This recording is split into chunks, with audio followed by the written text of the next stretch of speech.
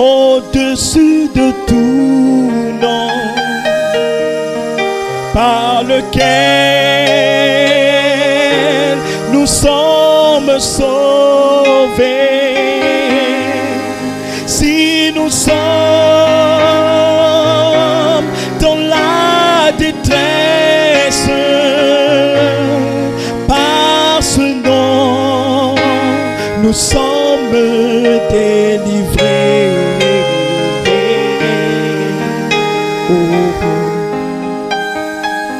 S'il y a une vie au-dessus de toute vie, c'est bien celle que donne Jésus.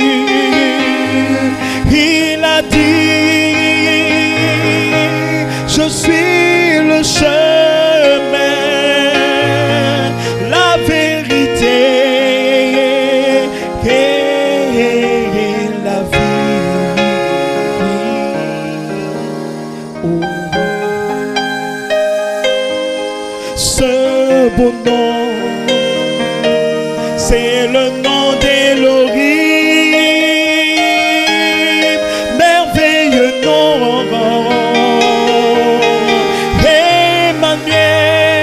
Emmanuel, tout puissant. C'est le nom de l'Éternel des armées. Ce beau nom, c'est le nom d'Élohim, merveilleux nom. Alléluia. Emmanuel, puissant. Si tu peux élever la voix maintenant ce matin, c'est le nom de alors qu'il est présent maintenant. Merci Seigneur. Élève la voix ce matin. Tu peux appeler la présence du Saint-Esprit. Ce nom qui guérit. Tu peux l'invoquer maintenant. Il a dit invoque-moi, je te répondrai. Et si tu l'invoques, il va te répondre ce matin. Il va descendre, il va te bénir ce matin. Alléluia, il ne t'a jamais abandonné. Il est vie avec toi, il marche avec toi, il dort avec toi. Je ne vous abandonnerai jamais. Je ne vous délaisserai jamais. Je serai avec vous, même en vous, jusqu'à la consommation des temps. Alléluia. Et Dieu tient sa parole. Il est là ce matin. Il est là pour nous bénir ce matin. Et si tu peux le réaliser, alors je crois que quelque chose va se passer ce matin dans ta vie. Seigneur Dieu Tout-Puissant, nous voulons nous abandonner à toi. Nous savons que nous ne sommes rien sans toi. Tu es notre Dieu, Seigneur. Nous sommes ton peuple et le troupeau de ton pâturage. Tu es celui qui nous a créés. Tu es celui qui nous a fait. Seigneur, nous ne sommes que tes brebis. Nous dépendons de toi, Seigneur Dieu le gloire. Tu es le berger de mon âme. Tu es le secours de mon âme. Tu es le secours qui ne manque pas en temps de détresse. Comme David pouvait le dire. Éternel Dieu le gloire, Père, d'où me viendra le secours? Le secours me viendra de l'Éternel. Car c'est toi qui as fait les cieux et la terre. C'est toi qui bénis. C'est toi qui restaure. C'est toi qui donne la force. La Bible dit que le vouloir et le faire viennent de l'Éternel. Ainsi, Seigneur Dieu de gloire, je brise l'esprit de découragement. Je brise l'esprit de lourdeur. Alléluia, praise God, amen. Je brise, Seigneur Dieu de gloire, Père, tout esprit de non-louange, tout esprit qui ne glorifie pas ton nom. Je détruis ce démon dans le nom de Jésus. Toute atmosphère négative, nous condamnons cela par l'autorité, Père, que nous avons. Seigneur Dieu, le gloire, nous chassons tout démon dans ce lieu et nous prions que la puissance du Seigneur puisse se manifester dans nos vies. Seigneur Dieu, le gloire, bénis ton fils, bénis ta fille. Oh Dieu, le gloire, Père, dans le nom de Jésus. Et nous prions, Père, oh Dieu Tout-Puissant, pour la requête qui a été donnée. Éternel Dieu, l'épouse de ton fils Evans. Seigneur, je détruis ce démon de fatigue, de vertige. Quoi qu'il en soit, Satan, dans le nom de Jésus, nous t'ordonnons de sortir de son corps et nous te condamnons maintenant dans le nom de Jésus. Père, nous proclamons la guérison dans son corps et que pendant la prédication, que l'Esprit de Dieu puisse se mouvoir et toucher son corps, toucher son âme et délivrer son corps de toutes sortes de maladies. Nous renvoyons ces esprits dans les profondeurs des abîmes de ténèbres. Délivre toute personne malade. Seigneur Dieu le gloire, souviens-toi ce matin de ceux qui n'ont pas eu l'occasion d'être ici, Seigneur. Et bénis ton peuple qui est ici ce matin. Puisse-t-il sortir étant un peuple béni, étant un peuple satisfait dans le nom de Jésus. Donne-leur la victoire sur les démons, Père, qui dérangent leur vie. Dans le nom de Jésus, Père. Merci encore parce que tu as permis que notre soeur puisse accoucher Fallon dans de bonnes conditions. Nous voulons te remercier pour cela. À toi la gloire, le règne et la puissance dans le nom de Jésus. Prends le contrôle, Père, ce matin de la réunion, Seigneur, alors que nous te remettons toutes choses. Écarte l'homme du chemin et bénis, oh Dieu le gloire, le culte de ce matin, la prédication de ce matin. Je voudrais, Père, comme le jour de la Pentecôte, alors que Pierre prononçait la parole, que l'Esprit de Dieu puisse descendre. Et pendant que je prêcherai, Père, que l'Esprit de Dieu baptise et délivre des enfants dans le nom de Jésus. Qu'il en soit ainsi ce matin. Reçois la gloire, l'honneur et la puissance. Au nom de Jésus-Christ, nous prions et disons Amen, Amen. Que Dieu vous bénisse richement.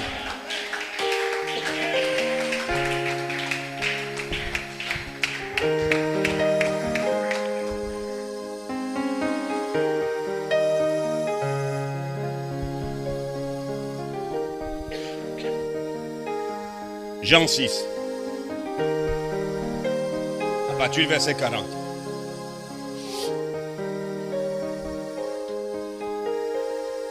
J'ai une petite inspiration aussi ce matin. Il y a un thème. N'oubliez pas, nous sommes toujours dans le cri, la voix, la trompette connectée à la venue du Seigneur. Ce thème. Jean 6, à partir du verset 40. Je cherche mon verset 40.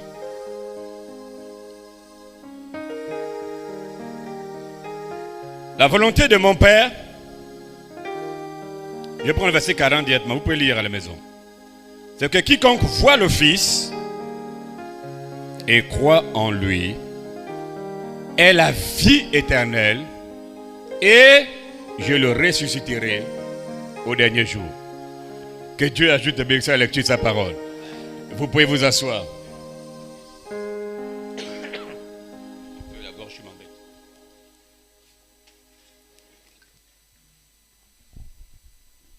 Que Dieu vous bénisse richement. Êtes-vous heureux ce matin d'être dans la présence du Seigneur? David a dit, je suis heureux quand on me dit, allons à la maison du Seigneur. Donc tu devais être plus heureux ici à l'église que dans les bars. Hein? Le bar ne procure pas la joie. C'est David qui a dit, je suis heureux. Donc la joie là vient quand on te dit, allons à l'église. My God, glory à Dieu. Non, ça c'est merveilleux. Comme titre ce matin, mon sous-titre, le lieu de la résurrection. Hein? L'endroit où tu dois ressusciter. J'aimerais parler de ça ce matin. La résurrection, là, on va toucher tous les sens de partout. On va parler de la résurrection partout. Inspiration, ce matin je vais prendre. Qui dit-on que je suis? Moi, le Fils de l'homme. Hein? Le lieu de résurrection est connecté à qui dit-on que je suis. Ça là, vous devez le comprendre ce matin. Et que Dieu ajoute des bénédictions à la lecture de sa parole. On peut acclamer pour le Seigneur ce matin.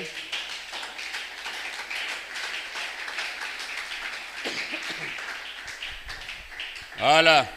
Là, je me sens vraiment bien. Mais je crois qu'on peut commencer maintenant là. Il y a des fois quand vous venez ici à l'église, je vous ai dit que le corps humain, c'est une sorte de... Je ne sais même pas comment on dit ça. En fait, ça fait comme si ça te... d'avertisseur. C'est-à-dire que quand quelque chose ne va pas dans le corps, tu sais qu'il y a quelque chose qui ne va pas dans mon corps. Il y a une sorte d'un signal avertisseur en toi. Voilà, vous faites, je ne sais pas comment on dit ça là. Ça veut dire que quand tu sais que tu viens à l'église et qu'il y a une mauvaise atmosphère, tu sais que quelque chose ne va pas. Même en toi, tu sais que quelque chose ne va pas. Et quand tu sais maintenant que quelque chose ne va pas, le fait de savoir là ne vient pas de toi. C'est un esprit plus fort qui te fait comprendre que là, il y a quelque chose qui n'est pas clair. Et l'esprit là veut que tu réagisses positivement. Soit il te demande de combattre, Soit tu te demandes de prier, parce que la prière, même séance tenante, change l'atmosphère. C'est-à-dire que tu peux être assis là, tu sens que quelque chose ne va pas, tu t'assois un moment, tu dis non, là c'est pas bon. Seigneur, tu commences à prier. Là, c'est un avertisseur. Et quand tu prends conscience de ça, alors Dieu descend, il change même le cours de l'histoire. Mais quand vous voyez que quelque chose ne va pas et que vous êtes assis comme ça là, on va encore faire comment? Le culte n'a qu'à finir et puis on part, ainsi de suite. Non, tu participes pour ça. Le scandale viendra, mais malheur celui par qui le scandale vient. Donc, il faut sortir de là. Dites bien amen. Dans un moment, ne restez pas comme ça là. Quand on vous dit que vous avez les capacités que Dieu vous a données pour sortir de mauvaises situations et des circonstances dans votre propre vie. C'est même pas le pasteur. Non, moi aussi je combats pour moi. Tu dois aussi combattre pour toi. Chacun doit combattre. La vie chrétienne, c'est une vie individuelle. Il peut arriver que les frères puissent s'unir avec toi dans la foi pour prier, mais sinon le problème t'appartient. La Bible dit, Extras 10, verset 4, cette affaire te concerne, lève-toi et agis. Pas le pasteur. Extras 10, verset 4. Ce n'est pas le pasteur qui a dit, lève-toi, va prier pour le frère. Non, tu dois toi-même te lever et prier. Tu ne te lèves pas comme ça. Voilà pourquoi nous vivons en dessous de nos privilèges. Et ça dérange Dieu. Quand Dieu remarque que l'église qui est censée vivre au-dessus, et même gloire à Dieu, des choses élémentaires de toutes choses, l'église est censée vivre dans la gloire, mais on vit en dessous des privilèges. On murmure, on crie, on pleure, on fait ceci, on se lamente, et même parce qu'on s'est dit que Dieu est incapable. Ton lamentation montre que tu prouves que Dieu est incapable. On doit faire attention avec le langage. Les paroles ou les actes que nous posons parlent plus fort que les paroles. Ça ne va pas. Dieu. Et ça, c'est le côté humain qui réagit. Le 14 juillet 63, pourquoi crier parle? William Branham. Moïse s'est mis à crier. Il a manifesté le côté humain qui veut que Dieu soit derrière l'homme pour le pousser à agir. Dieu dit non, tu es assez grand. Lève-toi et agis. Je vous ai tout donné. Ah! Mais on est là, on pleure, on fait tout, mais tout est dans nos mains. Tout est en toi. Que la lumière soit, que les anges soient, la puissance créatrice qui a mené ces choses à l'existence. Dieu dit, toi, sœur Ingrid, récupère ça, faisons ce que tu veux. Agis comme tu veux. Je vous donne le pouvoir de marcher sur les serpents, les scorpions et sur toute la puissance de l'ennemi. Ce matin, vous avez l'autorité. Frère Branham dit même, en fait, c'est même pas la puissance que Dieu vous a donnée. Il dit, c'est l'autorité que Dieu vous a donnée. Je vais vous expliquer ça. Le christianisme contre l'idolâtrie. Le 17 décembre 61, Jeffersonville, Indiana. William Branham. Écoutez-moi très bien. Frère Branham, le paragraphe 193 au paragraphe 205. Il dit, remarquez bien, tout est sous vos pieds. Il dit, même la mort est sous vos pieds. La mort est sous vos pieds. La lourdeur est sous vos pieds. La paresse. J'ai dit, oublie d'abord la maison. Je ne prêche pas d'abord. Je dois chasser le démon de lourdeur là dans l'église. Et là, je pourrais prêcher. Tout est sous vos pieds. Tous les esprits de 2 Timothée 3 sont sous vos pieds. Tous les esprits de 2 Timothée, l'orgueil, le fanfarénisme, toutes ces choses sont sous vos pieds. Et il dit, vous avez l'autorité. Remarquez, le policier, un homme quingrelin, même s'il est court, le policier, même s'il est court, même si tu dis qu'il est vilain, tu peux l'insulter. Le policier, quand il n'a jamais mis son sifflet à la bouche, peu importe la voiture qui arrive, que c'est un 10 roues qui arrive, c'est une citerne qui arrive, une voiture qui arrive, le policier n'a pas une puissance en soi pour stopper la voiture. Mais quand le policier met le sifflet là, même s'il est bourré, quand il lève la main, il siffle, la voiture doit freiner et stopper. C'est l'autorité que le policier a.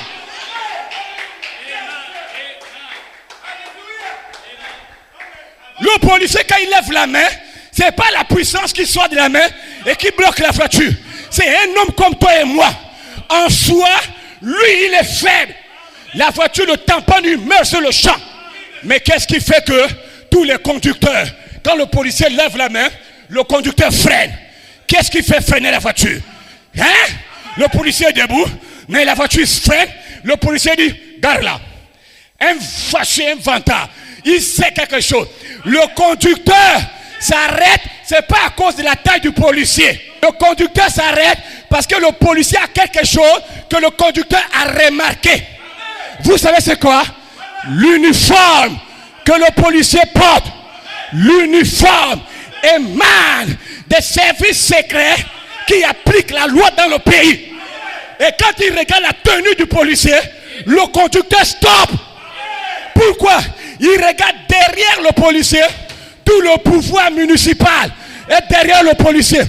Tous les services chargés de l'application de la loi, frère Ben, dans le pays, est derrière le policier.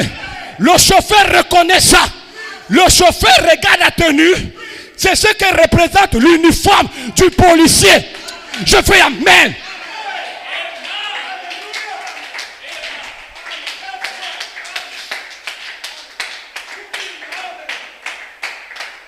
Je prends l'exemple là pour que tu comprennes qui tu es. Donc, tous les pouvoirs municipaux, tous les services chargés de l'application de la loi dans le pays, c'est ce qui représente l'uniforme du policier. Donc, quand il regarde ça, il s'arrête. À partir d'aujourd'hui, il faut remarquer ça. Même s'il est court, quand il t'arrête pour le contrôle, tu peux l'insulter. Il a comme une coupe. Quand il a dit madame, ils sont même polis. Bonjour, papier de la voiture. Non, ils ont un mot là, papier afférent à la voiture. Non, il go do. Glory à Dieu. Hein? Ils reconnaissent ce qui est derrière le policier. Ils savent que si je ne m'arrête pas, ce n'est pas le policier. Mais tout ce qui est derrière le policier va me poursuivre. Ils vont m'arrêter et là c'est fini pour moi. Ce que je parle là, il en est de même pour les fils de Dieu dans le domaine spirituel. Vous êtes des officiers de Dieu. Vous êtes les policiers de Dieu. Dis bien amen. Et si le policier naturel a une tenue, le policier spirituel, moi et toi, nous avons une tenue connectée à Ephésiens 6. L'armure de Dieu. Revêtez-vous de l'armure de Dieu, le casque du salut, le bouclier de la foi, la ceinture et toutes ces choses. C'est l'uniforme du chrétien. C'est ça l'autorité du chrétien. Et quand tu dis démon, stop, sors de ce corps, le démon ne voit pas qui tu es. Non, c'est pas ce que tu es qui l'intéresse, mais c'est ce que tu représentes qui fait peur le démon. Le démon regarde, il voit l'armure, il s'arrête, il dit il faut sortir. Parce que derrière l'homme là, tout le ciel est derrière lui. Tous les anges sont derrière lui. Le Saint-Esprit est derrière lui. Jésus-Christ est derrière lui. Dieu lui-même est derrière lui. Si on n'obéit pas à la tenue de l'homme là, on est foutu. Donc ils ordonnent. Les démons reconnaissent qui est derrière toi.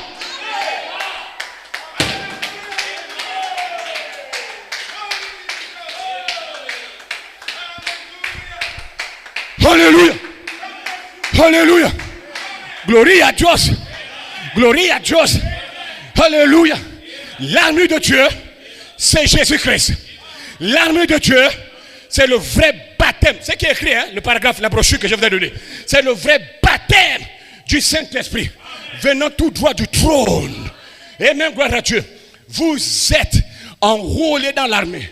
Vous êtes enrôlés dans la police. Dis bien amen. Écoutez, ce n'est pas vous qui êtes fort. Vous n'êtes rien. Je suis rien. Mais comme nous sommes morts en lui, hein, et que nous sommes enrôlés dans l'armée, enrôlés dans la police, nous ferons appliquer la loi. Et les démons vont reconnaître notre autorité. ils sont sous notre autorité. Quand on fait appliquer la loi, on amène l'agent secret de Dieu, le Saint-Esprit, pour obliger Satan à lâcher prise. Tu entends? Lâche prise, Satan. Qu'est-ce que c'est? L'autorité. Vous avez non la puissance, mais vous avez l'autorité. C'est ça qui fait que les démons ont peur. Les démons freinent. Les démons ne peuvent rien faire. C'est ça qui fait que Satan freine. Il obéit. Il voit l'armure que je porte, que toi tu portes. Donc il ne faut même pas paniquer. Ne paniquez jamais. Tu ne peux rien faire physiquement de toi-même. Aucun homme n'a une puissance ou un pouvoir pour guérir. D'où vient l'autorité? C'est derrière. C'est à cause de l'armure qu'on porte. Je suis un policier. Tu es un policier. Voilà pourquoi je fais appliquer la loi. Et les démons sont sous mes pieds. Tu dois faire appliquer la loi et les démons vont comprendre. Les démons vont obéir. Nous sommes, écoutez bien, le pouvoir, l'autorité là, ne vient pas de toi. Ça vient de Dieu qui t'a donné ça. Il te donne ça parce que tu es déjà ressuscité et tu es assis dans les lieux célestes en Jésus-Christ. Satan reconnaît ça. Voilà pourquoi il freine. Donc, chaque mot de Jésus avait bien sa place. Quand il dit je vous ai donné tout le pouvoir, il nous a donné tout le pouvoir. Et le pouvoir là, c'est cette autorité. Maintenant, fais ce que tu veux avec. C'est l'homme là qui a l'autorité là, qui pleurniche. J'ai dit le policier physique, même s'il est bourré, quand le policier lève la main, tu es obligé de freiner. J'ai dit tu es obligé. Ça veut dire que quand un véritable fils de Dieu avec une foi élevée, quand il prie pour quelqu'un, les démons sont obligés de sortir. Parce que les démons reconnaissent l'autorité.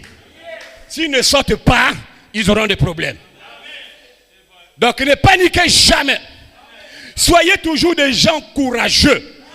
Comme Jésus a dit, Jean 14, que votre cœur ne se trouble point, que votre cœur ne se lamente point, que votre cœur ne pleure pas. Croyez en Dieu, croyez en moi, croyez en vous-même. C'est d'abord ça. Croyez en Dieu, croyez au pasteur, oui, crois aussi en toi-même. Que tu as la capacité comme le pasteur de faire ça. Le pasteur n'est pas le seul policier. Vous êtes des officiers. Les officiers. William Branham prêche ça 2 fois en 1962. C'est revêtu de toute l'armure de Dieu. Les officiers, c'est les commandos de Dieu, c'est Éphésiens. Ce sont eux. Nous sommes des policiers. Hein? Donc toi, la fête Branham dit, tu es un policier, officier même de l'armée du Dieu vivant. Et je bénis Dieu pour ça. Que Dieu vous bénisse richement. Que Dieu vous bénisse. Dorénavant, tu dois faire utiliser ça. Tu dois libérer cette autorité. Et tout en sachant que tout est sous mes pieds. Je n'ai pas besoin d'avoir une vision pour voir si un démon est sorti. Moi, je crois que j'ai parlé et le démon a obéi.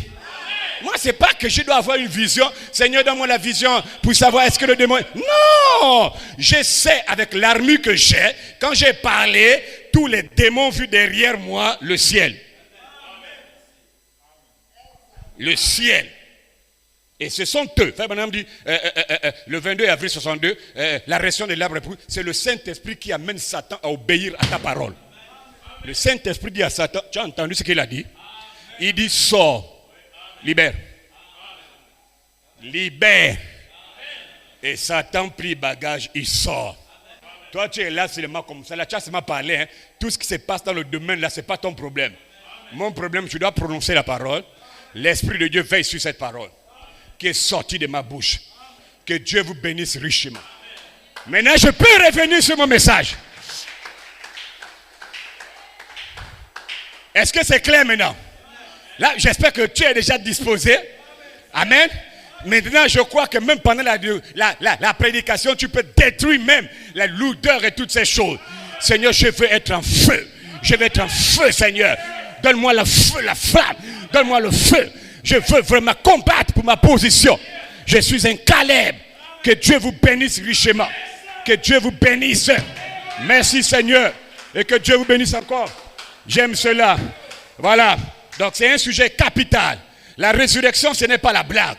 Quand vous placez mal la parole, vous disloquez mal, vous interprétez mal, nous allons former des monstres, des extraterrestres. Nous serons des gens de science-fiction. Voilà pourquoi c'est capital de positionner des choses afin que vous soyez des hommes faits, mûrs. Dis bien amen. Voilà pourquoi la résurrection est un sujet capital. Non seulement capital, mais très important. C'est la résurrection là qui est même l'espoir de l'humanité pour les fils de Dieu. Même Paul savait de quoi il parlait. Hein? C'est l'une des promesses que Dieu nous a faites dans ce que je viens de lire. Jean 6, 40. La volonté de Dieu, c'est que quiconque voit le Fils et croit en lui. Tu peux le voir mais ne pas croire. Mais quand tu vois et tu crois en lui, tu as la vie éternelle. Et ce qui m'intéresse sur le bas, je le ressusciterai, pas maintenant, au dernier jour. C'est une promesse infaillible. Et Dieu doit confirmer cette parole. Dis bien, mais la résurrection dont Jésus parle ici n'est pas une résurrection spirituelle. La résurrection dont Jésus parle ici, c'est la résurrection des saints. La première résurrection, c'est qui est une résurrection spirituelle. Et physique autant pour moi. Physique. Parce qu'il y a deux types de résurrection. La manière d'un vrai prophète, dit William Branham. Le 13 mai 62, paragraphe 44 à 47. Jefferson Vidiana. William Branham dit, il y a deux types de résurrection. La résurrection physique et la résurrection spirituelle. La résurrection spirituelle, c'est en fait la manifestation de la vie de Jésus-Christ en toi, présentement. La Bible dit quoi? Éphésiens 2, versets 1 à 6. Vous étiez morts par vos offenses et par vos péchés, mais vous marchiez selon le train de ce monde et selon le prince de la puissance de l'air et de l'esprit qui agit maintenant dans les fils de la rébellion. Nous marchons selon les plaisirs de la chair. Le sexe, le vin, la boisson. Nous étions l'un d'entre eux. Les gens qui sont dans le monde là, nous étions là-bas. Mais le Dieu qui est riche en miséricorde, c'est lui qui nous a aimés. C'est lui qui nous a appelés. C'est lui qui nous a délivrés. Il nous a fait sortir de la mondanité à la sainteté. Et la Bible dit, il nous a ressuscités ensemble en Jésus-Christ et nous a fait asseoir dans les lieux célestes ensemble en Jésus-Christ. Ça, c'est spirituellement parlant. Vous êtes ressuscités. Voilà pourquoi, frère Willy Charité, je ne crois pas. Quand les gens disent que la résurrection physique ou la résurrection de mort a déjà eu lieu, c'est la preuve que les gens là, Dieu ne les a jamais appelés. C'est la preuve. En fait, la parole dévoile la nature des gens. Vous n'avez pas besoin de 2 ans pour savoir si lui-là est de l'épouse ou pas. Tu as besoin de 2 minutes pour savoir si lui-là il est de l'épouse ou pas. Quand quelqu'un vient te dire que la résurrection de mort a déjà eu lieu, vous êtes assis, vous dites Amen. On a brisé ton seul espoir sur la terre.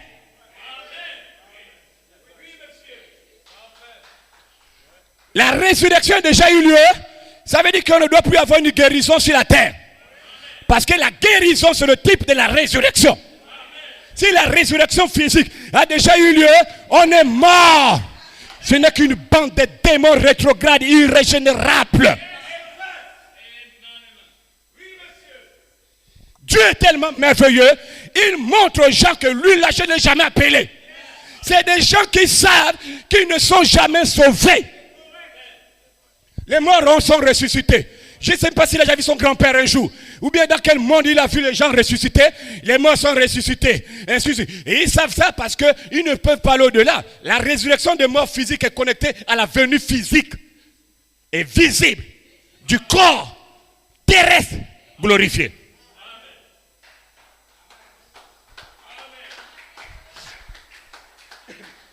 Ce n'est qu'une parenthèse pour que tu m'écoutes bien. Ça n'existe pas. Ce n'est que des dogmes. Le 17 décembre 61, le christianisme contre l'idolâtrie. William Marion Branham. Écoutez-moi bien, le paragraphe 179. Frère Branham dit, il y a 3 ans, l'Église catholique introduisait un nouveau dogme d'après lequel Marie est ressuscitée des morts. Elle est allée dans le ciel. C'est un dogme qui vient non pas de Dieu, mais de l'Église catholique. Quand quelqu'un vient vous dire les morts sont ressuscités, c'est un dogme. Le même esprit qui a oint cette église pour donner une telle déclaration, c'est le même esprit qui oint l'homme là. Un dogme ne vient pas de Dieu. C'est l'homme qui ajoute ça. Est-ce que vous me suivez d'abord? Il dit c'est un homme. Et si c'est un homme, détruisez cela. Ça ne vient pas de Dieu. Le seul espoir qui nous garde, c'est la venue du Seigneur. Et la venue du Seigneur, la résurrection physique est connectée à ça. S'il est déjà venu, vous n'êtes qu'une bande de perdus assis. Et on est dans une réunion de meeting. Il est mieux d'être païen et le païen le plus pervers. Parce que tu sais que tu es perdu. Je veux amen. Tous les saints. William Branham, le paragraphe 92, Christ est le mystère de Dieu révélé dimanche matin, 28 juillet 63, la voix de Dieu traduction. Tous les saints reposent dans la tombe, sont dans le repos quelque part, attendant la venue du Seigneur Jésus. Tous les saints sont dans le repos. Ils dorment. Ils attendent le corps là. Mais ils sont là. Même Adam. Est-ce que vous savez que la tombe d'Adam existe jusqu'aujourd'hui? William Branham dit, Adam repose encore dans la poussière. Paragraphe 106. Le véritable saut de Pâques. Dimanche matin 2 avril 61. Adam repose encore dans la tombe. Le premier Adam, il a encore la tombe, mais les morts sont ressuscités. Qui est ressuscité? Hein? Qui est ressuscité? Il va même plus loin, ta famille, paragraphe 50, William Branham. Il dit, Paul, même son corps, il n'y a plus les grains de poussière. Mais ce qui a constitué le corps de Paul se rassemblera un jour et il sortira. Ça veut dire que la tombe de Paul existe encore. My God, oh, que Dieu vous bénisse richement. Que Dieu vous bénisse richement. Je dis que Dieu vous bénisse.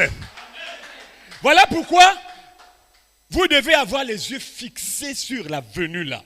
C'est capital. Frère Branham dit le dimanche matin, le 28 avril 63, la brochure Regarde, paragraphe 38 au paragraphe 40. Frère Branham dit, nous aimerions fixer nos pensées, nos principes et autres choses sur la venue du Seigneur, attendant Christ qui apparaîtra une seconde fois. Donc pendant que je vous parle là, mes yeux, tout mon corps s'est fixé sur ça.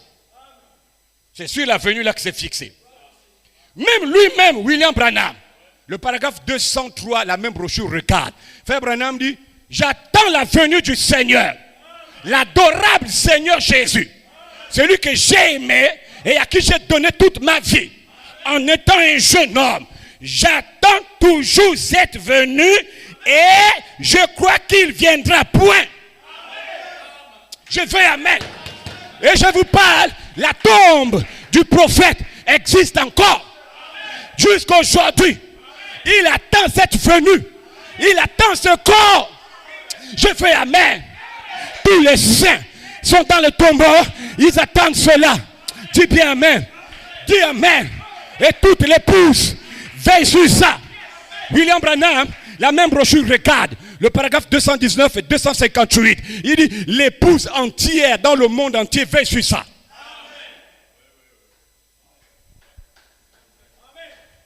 L'épouse entière veille sur la venue là.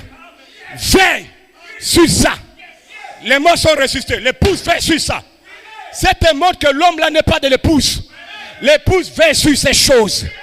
L'épouse veille sur ces choses. Si Dieu guérit encore, il y a l'espoir dans la résurrection. Je ne vous mens pas, frère. Si les morts sont ressuscités, on est perdu. Voilà pourquoi je ne croirai jamais cela. Il n'y a aucune écriture. Quand quelqu'un se tient comme ça, il dit, je défie tout homme dans le monde entier pour venir m'affronter et prouver qu'il y a la résurrection de mort a eu lieu. Il sait là où il se tient. Ce n'est pas un jeu. Et avant de donner une telle déclaration, il a parcouru déjà l'éternité, il est revenu au temps présent, il dit, il n'y a rien. Parce que lui qui fait le défi là, il fait partie de la résurrection là. Et lui qui fait le défi là, c'est lui-même qui va ramener les gens là. Bon, lui n'a même pas encore arrivé. Tu dis maintenant que c'est fini, les morts sont restés, une bande de perdus. Je veux amen. Dites bien amen. Ils attendent cette venue, ce corps. N'oubliez pas, je vous ai donné la citation ici là. La semence du serpent, 28 septembre 58, paragraphe 325. La seconde venue du Seigneur n'est pas l'esprit. La seconde venue du Seigneur, c'est le corps physique visible de Jésus-Christ, point. Et le corps là, ce n'est pas le corps de chair de Marie. C'est le corps de chair glorifié. Que Dieu bénisse le chemin. Hein? Que Dieu bénisse le chemin. Je ne crois pas que la résurrection physique des morts ait déjà eu lieu. Pourquoi? Parce que l'épouse n'est pas encore prête. William Branham dit, et tu ne le sais pas, paragraphe 39, 15 août 65, la voix de Dieu traduction. Frère Branham dit, je ne vois rien qui puisse empêcher la venue du Seigneur Jésus-Christ, sinon que son église n'est pas prête. Hein? L'église n'est pas encore prête. Donc cela veut dire que quand vous serez prêts, quand vous serez parfait, quand vous serez adopté, vous allez non seulement ramener les morts à la vie, vous allez faire descendre le corps terrestre physique de Jésus-Christ. Ça c'est la vérité. Lui il est prêt. Mais tant que tu n'es pas prêt, lui ne descend pas.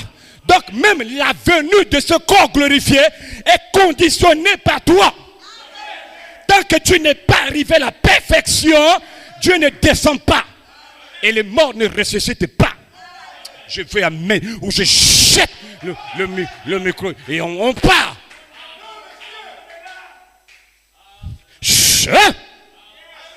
Gloire à Dieu. My God, oh. My God. Mon Dieu. Ça c'est clair. Même Jésus ne bouge pas. Il est lié par l'écriture. Et l'écriture là c'est toi et moi. Le 23 juillet 61, l'eau toujours présente du rocher. Paragraphe 148 à 141. Frère Branham dit, Jésus ne pouvait pas ressusciter parce qu'il était lié par une écriture. Et le corps là ne peut pas revenir sur la terre parce que le corps là est lié par une écriture. Et c'est moi, l'écriture. C'est toi l'écriture. Si tu n'es pas parfait, dit William Branham, l'homme là ne vient pas. Bon, Jésus est venu comment? Tu es rempli de péchés. Ton âme, c'est la souillure. Ton esprit, c'est la souillure. Ton corps, c'est la souillure. De ta naissance à la chair, tu es pourri jusqu'à la moelle. Tu dis, Jésus est venu. Jésus est venu comment? Il fait quoi? Tu fais quoi sur la terre si Jésus est venu? Donc, vous comprenez maintenant qu'il y a une bande de pervers qui pervertissent la parole de Dieu. Jude a dit ça? En dissolution. Quelque chose. C'est pas ce qu'il veut dire. Des gens, Jude.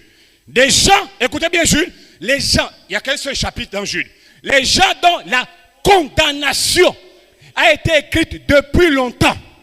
Donc avant qu'ils ne naissent, Dieu l'avait déjà condamné. Mais comme il sait qu'il est déjà mort, le diable ne meurt pas seul. Il meurt avec les gens. Vous devez l'accompagner en enfer. Et il fait bien aussi de trouver les gens dans les églises là. Youpi! Jésus est venu. C'est une bande de fornicateurs. Youpi! Les morts sont restés. Même tes propres parents dans le monde, tu n'as jamais vu un qui est revenu vers toi. Faut me supporter. Gloire à Dieu. Hein? Youpi! Jésus est venu. Le frère, la nuit, il est en boîte de nuit dans les bars et ainsi de suite. Convoitise à un niveau élevé. Jésus a dit, Matthieu dit, si votre justice ne dépasse pas celle des pharisiens. Les pharisiens, c'est les païens. Si toi qui es à l'église, ta justice ne dépasse pas celle des païens dans le monde, tu ne peux pas aller au ciel, même si tu viens à l'église. Parce qu'il y a des païens qui vivent mieux, qui ne trichent pas, ne forniquent pas, qui sont sérieux. Lui là, il ne connaît pas Jésus, ni les fidèles. J'en connais, fidèle à son mari. Le mari fait le désordre, la femme est fidèle. Elle n'est prise nulle part. Jésus dit, si toi là, ta justice ne dépasse pas celle de la femme là, tu ne peux pas aller au ciel. Si tu rentres au ciel avec ça là, elle aussi elle doit rentrer. Parce qu'il ne fait exception de personne. Oui. Si c'est parce que tu as abandonné de fumer, tu as abandonné de faire cela, mais il y a des païens qui ne fument pas et qui ne boivent pas. Il y a des païens qui ne vont pas dans les boîtes de nuit. Il y a des païens bien éduqués qui n'ont jamais mis pied dans les boîtes de nuit, dans les maquis. J'ai dit païens. Voilà pourquoi Jésus a toujours eu raison. Quand vous serez parfait, alors il aura une résurrection physique. Puis fait sortir Branham, Bosworth, Coleman, et le corps de Jésus descend et vous montez à sa rencontre dans les airs. Et la résurrection là doit se faire dans l'endroit que Dieu a préparé pour vous. La résurrection physique là ne se passe pas n'importe où. Non, non, non, non, non, non, non, non. En dehors du lieu que Dieu a préparé, si tu n'es pas dans le lieu là, tu meurs. Et tu ne ressusciteras jamais. Je fais amen ou je danse pas.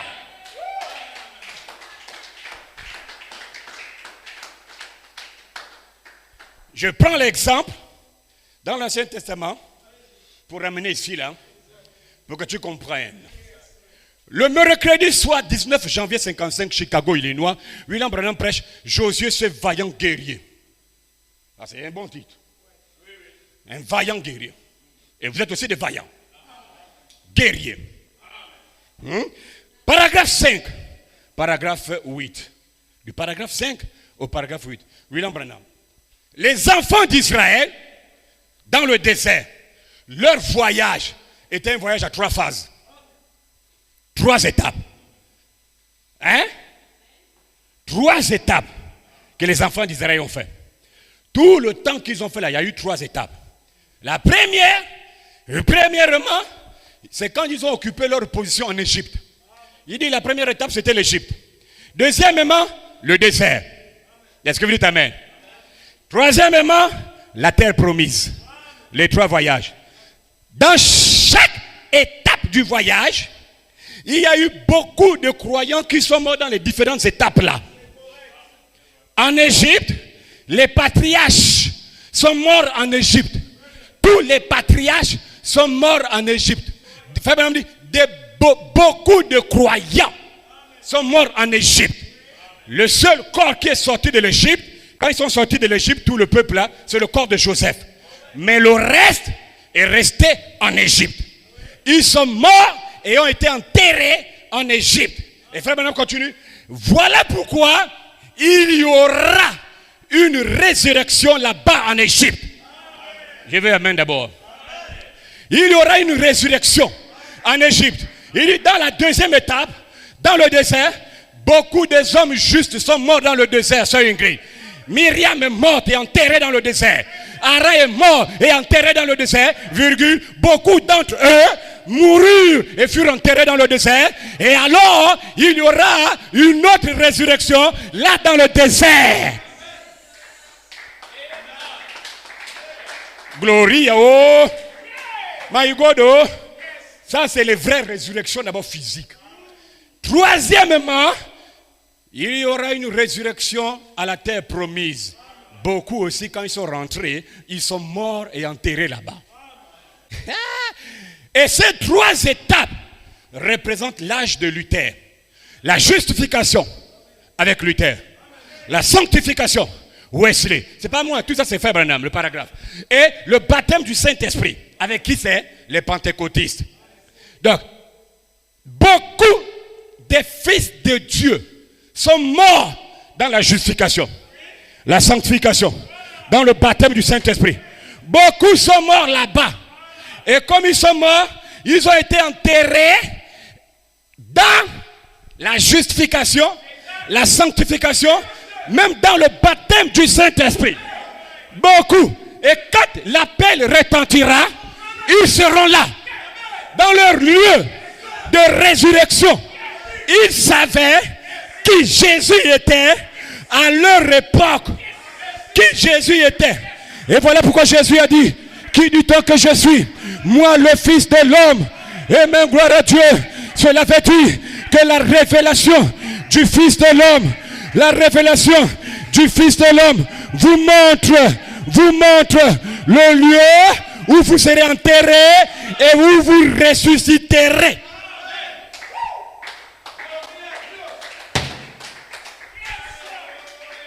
Je fais amen.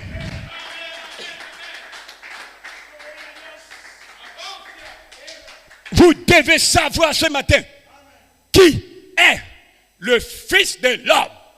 Parce que la révélation du Fils de l'homme vous montre que si je meurs maintenant, je serai enterré à tel endroit et je vais ressusciter là. C'est l'homme là qui vous montre ça. Et si tu as la révélation là, c'est fini. Maintenant, il faut que je te dise qui est l'homme là. Hein?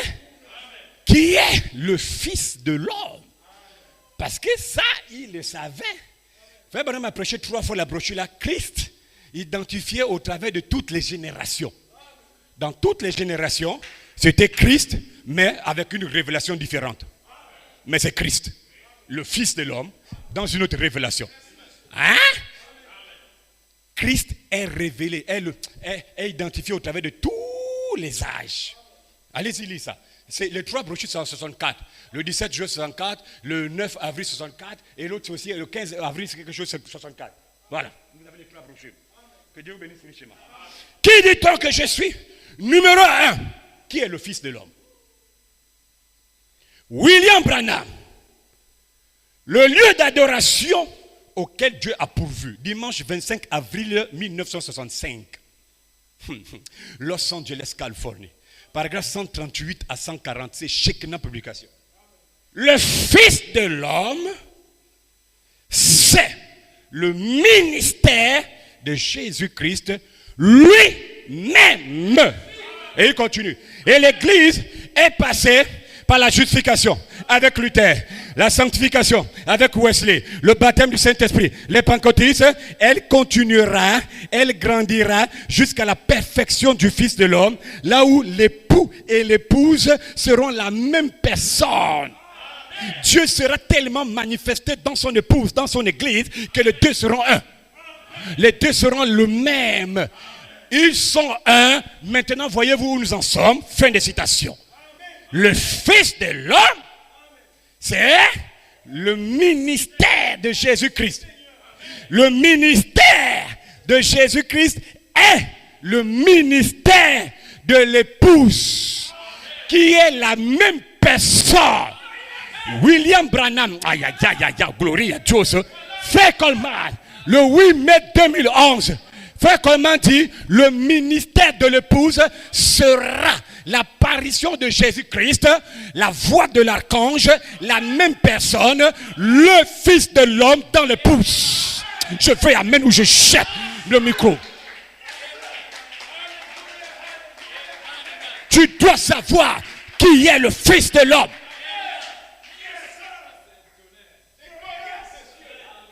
Un grand tonnerre.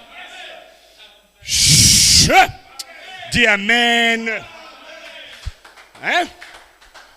Le ministère de l'épouse sera l'apparition de Jésus-Christ, virgule.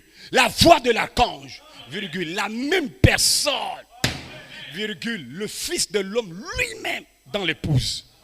Maintenant je te demande, qui dit-on qu'il est? Je dis, tu es Jésus-Christ. La voix de l'archange voilée dans son épouse. Qui dit-on qu'il était du temps de Branham? Jésus-Christ, le cri voilé dans le corps de William Branham. Et le cri, c'est le message qui sort. Premièrement, le pain de vie vivant qui produit une épouse. Qui produit une épouse. Voilà pourquoi, lorsque vous parlerez la parole par révélation, l'épouse sortira par les tonnerres. C'est écrit. C'est écrit. C'est écrit. Réveillez-vous. Sortez de là. C'est écrit. Réveillez-vous. Sortez de là. Dis Amen. Un cri. Les tonnerres vous réveillent. Une voix forte. Un cri de bataille. Allons-y. Allons-y les gars. Allons-y. Quand il fait ça, et ensuite, il revient comme l'agent des services secrets. La voix de l'archange et l'apparition de Jésus en vous. Qui dit-on que je suis? Moi le Fils de l'homme. Tu es le ministère de Jésus-Christ. Voilà dans l'épouse. Appelant les morts à la résurrection. Tu es Dieu. Tu ne changes pas. Je fais les acclamations. Alléluia, bénissez son nom.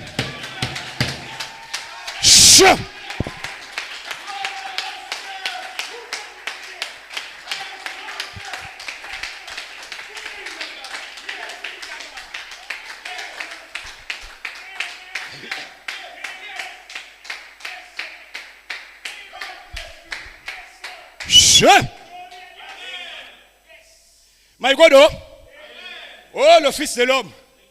Si je connais le Fils de l'homme, je suis l'homme le plus béni. C'est mon lieu de résurrection. Parce que je vous ai cité 3. Mais William Branham, le 22 avril 61, restauration de l'épouse, il y a 4 parties. La justification, sanctification, le baptême du Saint-Esprit, mais il y a une autre partie. Hein? Ça veut dire que la partie là, vous devez savoir ça. Parce que c'est là où on est enterré. C'est là où on doit être enterré. Ça, c'était le numéro 1. Revenons. Numéro 2. Qui est le Fils de l'homme? Prouvant sa parole. Paragraphe 139. 16 août 60. Il a prêché ça 2 fois. Le 25 avril 64. Et là, c'est le 16 août. Non, le 25 avril 65. La deuxième brochure. Oui. Là, c'est le 16 août 1964, Jeffersonville, Indiana. Paragraphe 139. Allons-y, écoutez la citation de Branham. Dans les derniers jours, il y aura un endroit préparé pour que la parole soit manifestée. Et maintenant, nous vivons par l'évidence du nouveau pays. Amen, le Fils de l'homme, point final, fin de citation. Là, c'est la citation que je vous ai donnée. Amen, là, c'est lui qui a dit ça. L'autre traduction dit, dans les derniers jours, il y aura un lieu préparé pour que la parole de Dieu puisse être rendue manifeste. Et maintenant, nous vivons par la preuve de la terre promise. Amen, le Fils de l'homme, point final. Oh, my God, oh, ça me vextabilise le cœur. Hein? Branham m'a donné, alors je te demande, qui est le Fils de l'homme? Le Fils de l'homme est l'évidence du nouveau pays, la terre promise. Le Fils de l'homme est le Saint-Esprit, le pays du Saint-Esprit, la terre de la promesse, le pays du Saint-Esprit. Ça, c'est le vrai Fils de l'homme. Voilà pourquoi, je reviens encore, Frère Coleman, le 11 mai 2011. Frère Coleman dit, maintenant, vous devez maintenant comprendre que le message de William Marion Branham est un message de promesse du nouveau pays qui est la terre promise. Le message de William Branham, il dit, maintenant vous devez comprendre que le message, après une telle déclaration, il dit, comprenez maintenant que le message de William Marion Branham, c'est un message de promesse du nouveau pays, soit la terre promise. Parce que nous sommes sortis de la Pentecôte, nous sommes sortis de cette confusion et le Saint-Esprit devrait nous ramener à la parole. Le Saint-Esprit devrait nous ramener la 4e ligne, la parole pierre de fête. Parce que la parole pierre de fête est l'évidence du nouveau pays qui est la terre promise. Voilà pourquoi nous comprenons encore, c'est Frère Coleman qui dit, nous comprenons maintenant que le message de Branham est le Saint-Esprit. Lui-même. Lui-même. Oh, je fais amen. Le message de William Branham est le Saint-Esprit lui-même qui est la terre promise venant en nous sous la forme de promesses de la parole. Ça veut dire que si nous prêchons le message du prophète, amen, gloire à Dieu, en tant que promesse, dans notre cœur, pas dans notre pensée, pas dans notre tête, il dit alors vous avez le droit de posséder votre héritage dans le pays promis. Dit Frère Coleman. Et le merveilleux, glorieux baptême du Saint-Esprit est prêt à être déversé sur vous. Pourquoi? Parce que la parole devient esprit maintenant même en vous.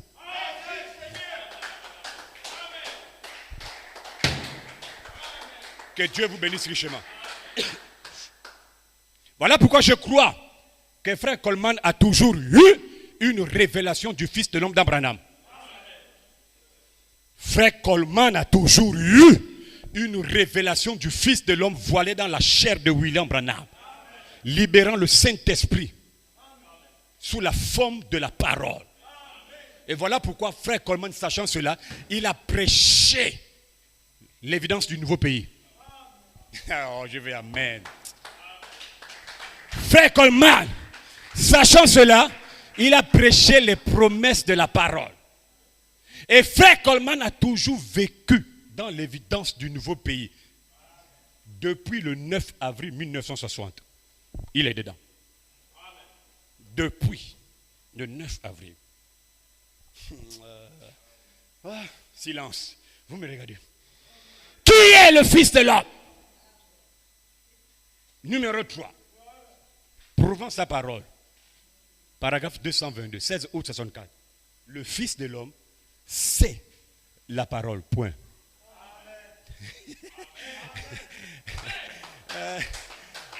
Non.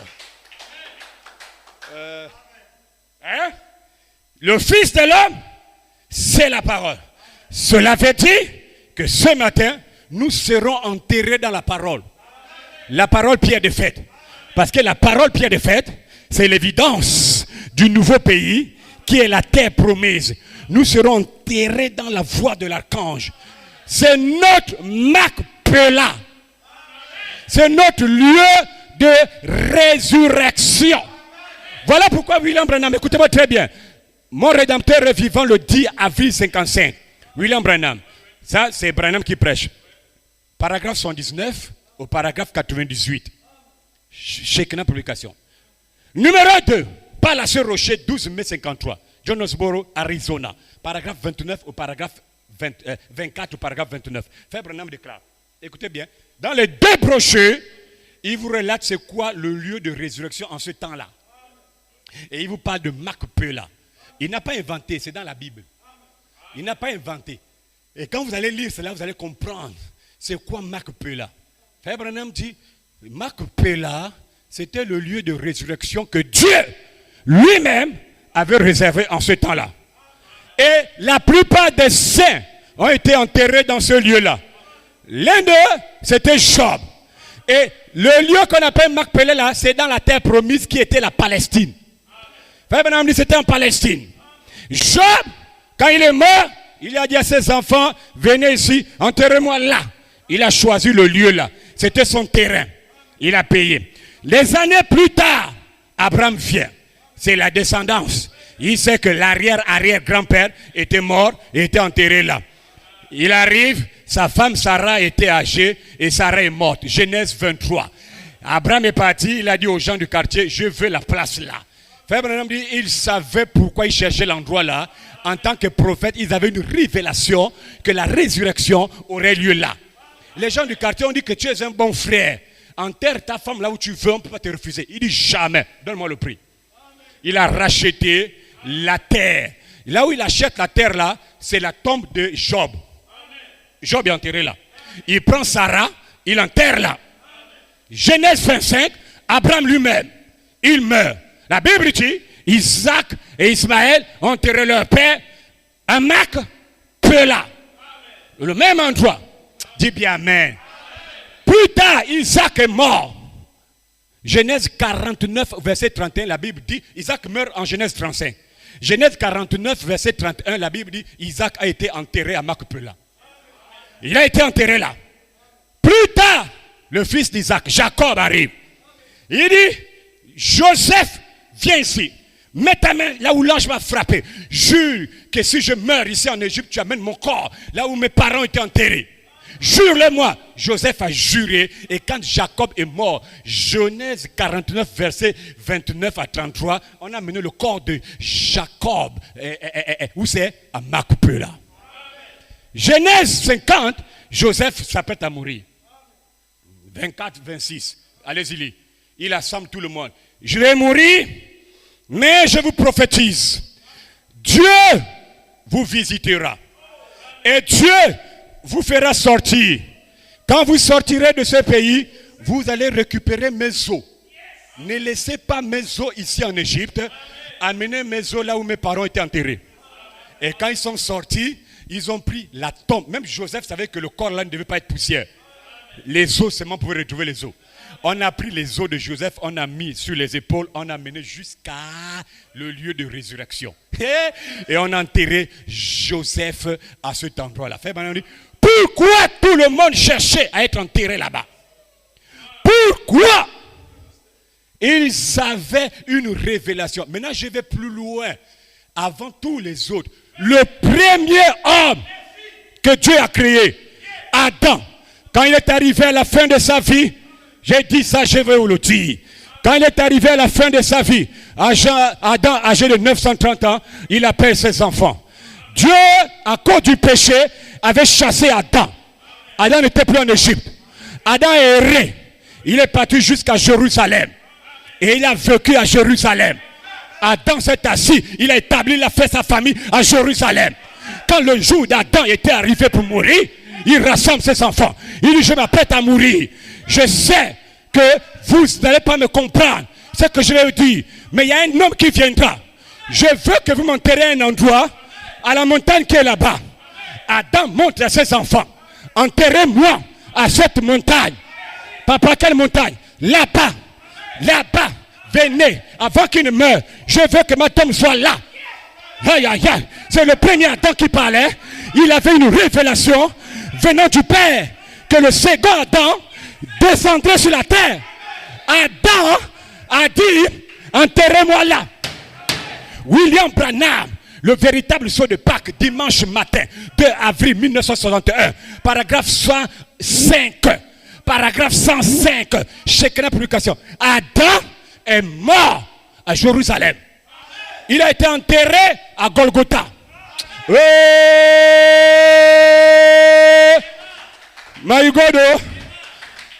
Adam a quitté l'Égypte. Il est venu s'installer à Jérusalem. Il choisit comme lieu Golgotha. Frère Branham dit, il est mort et il a été enterré à Golgotha. Des années sont passées, des siècles sont passés, des millénaires sont passés. 2000 ans, 4000 ans plus tard, voilà que le second Adam arrive. Un homme de 33 ans. Il était là. Alléluia, praise God, amen.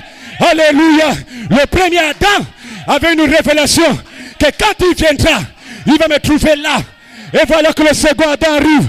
On est en train de le frapper, le flageller, le donner les coups. Il marche vers Golgotha.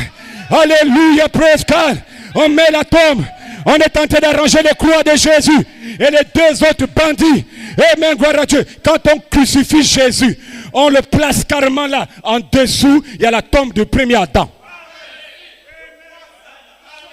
Oh, non. Il est là. Il jubile. Il est là dans l'agonie. La douleur. Il est là. Élé. Le mec s'est retenu. Mon Dieu. Pourquoi m'as-tu abandonné? Dieu dit, je t'ai abandonné parce qu'en dessous de toi, il y a ton frère. Je t'abandonne parce que juste en bas, le premier Adam vit en bas là. Il faut que tu le ramènes. Et il a continué. Il a dit, allô, paix, comme c'est comme ça, entre tes mains, je remets mon esprit. Et il est mort. Et il est allé récupérer Adam. Il dit, Adam, tu as su comment? Il dit, Dieu m'avait révélé qu'on devait te tuer là. Ma tombe, j'ai choisi là. J'ai choisi là. Oh, je veux amen. Oh, merveilleux. Merveilleux. Wonderful. Tu ne savais pas ça. Adam est mort. Et Adam était enterré à Golgotha. Oh, aïe, aïe. Il savait que la résurrection devait avoir lieu en Palestine. Il savait pourquoi Adam n'est pas marché pour venir au Gabon. Dieu l'avait chassé de l'Égypte. Pourquoi il n'est pas parti même en Afghanistan? Mais au Maroc, il y a quand même des pays frontaliers à l'Égypte. Il est parti jusqu'à Jérusalem, en Palestine. Même Job donc avait la révélation qu'Adam était enterré quelque part. C'est des gens qui étaient trop forts. Oh non. Évidemment, quand le Fils de Dieu, le second Adam est venu, on l'a enterré net à Golgotha. Et à Golgotha, il y avait la tombe d'Adam. Tout ça là, c'est pour venir juste vous dire, c'est ce que vous devez faire. Vous devez aussi avoir un endroit où vous devez être enterré. C'est la terre promise. La terre promise, c'est Jésus-Christ, le Fils de l'homme, la parole, pierre de fête, la 4e ligne. C'est là où on doit enterrer. Donc si je me fais, on me dit, enterrez-moi Marc Pella. Enterrez-moi là dans la parole. Parce que quand je vais ressusciter, je dois ressusciter en Christ. Parce que même si on t'enterre à Koulamoutou, tu ressuscites à Koulamoutou, mais parce que tu es en Christ. On amène ton corps où c'est à Chibanga, à Lebamba. On amène ton corps en Bugou, où c'est en Dende. On t'a enterré, mais tu es déjà spirituellement d'abord. Tu étais mort en Christ, tu dois ressusciter en Christ. Il y aura une résurrection physique en Égypte pour tous les patriarches. Dans le désert, Myriam doit revenir. Sa tombe existe encore. Même Aaron. La résurrection physique aura lieu. Vous aussi, vous avez une autre résurrection physique. Mais pour que la résurrection ait lieu, tu dois être dans le Fils de l'homme. La parole. Et quand tu meurs, même si on amène ton corps à Mayumba, tu ressuscites à Mayumba parce que tu es en Christ. Là où tu es enterré, c'est là où tu ressuscites. Et les gens que les lions ont mangé, la puissance créatrice de Dieu va ramener les 16 éléments qui ont constitué le corps de ces hommes-là. Les gens qui sont morts dans la mer, Dieu connaît les éléments qui ont constitué le corps des X et des Y. Il le ramène. Il sort. La Bible dit la mer va rendre ses morts. Il y aura une résurrection là-bas. La Bible dit la mer va rendre. Ça veut dire qu'il y a des gens qui sont morts, ils sont là-bas. Ils attendent la résurrection. Et si c'est les saints et que le corps est pourri, tous les oiseaux, les poissons mangés, Dieu connaît les éléments, 16 éléments qui ont formé le corps du frère qui est mort dans la mer. Et c'est ces éléments-là que la puissance crée et le frère revient dans le corps là. Et ce n'est plus le corps de sexe comme vous voyez là, mais un corps glorifié. Rachetez jeune. Que Dieu vous bénisse richement. Allez dans la paix du Seigneur. Que Dieu vous bénisse. Le lieu de résurrection. Peu importe où tu es enterré, mais sois enterré en Christ.